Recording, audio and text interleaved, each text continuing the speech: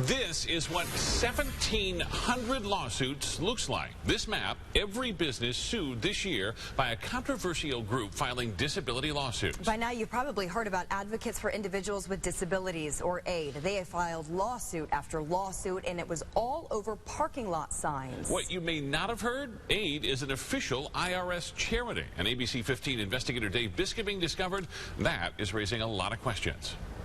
We've been digging into AID's tax status for weeks. Let's just say that experts and businesses were surprised to see what AID didn't tell the federal government when it applied to get nonprofit tax-free status. This auto body shop, one of the many businesses AID is sued. Why? It had a handicap space, but no sign.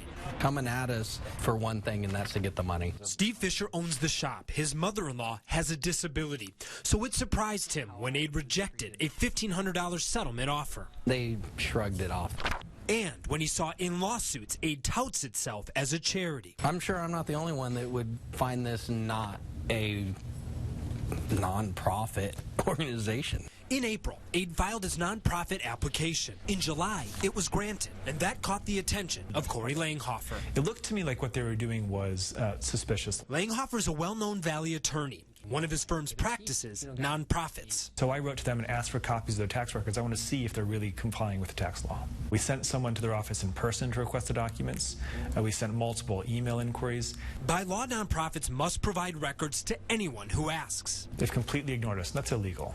But AID did send ABC15 their IRS application, and we brought Langhofer back to show him. It seems clear there were misstatements in here. They didn't tell the IRS everything they should have. AID didn't tell the IRS about all of the lawsuits they'd be filing. In fact, AID wrote it would have only 4 activities: education and awareness, a grant program, administration, and public relations. They don't even use the word lawsuit, litigation, court, any of that in here, period. Could that be a problem for them?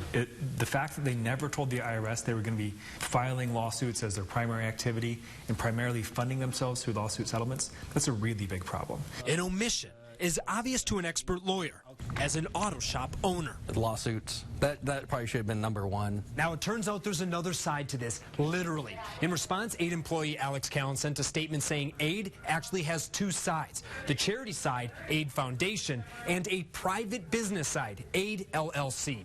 At first, Callan claims they only plan to use the business side to file lawsuits and donate money to the charity.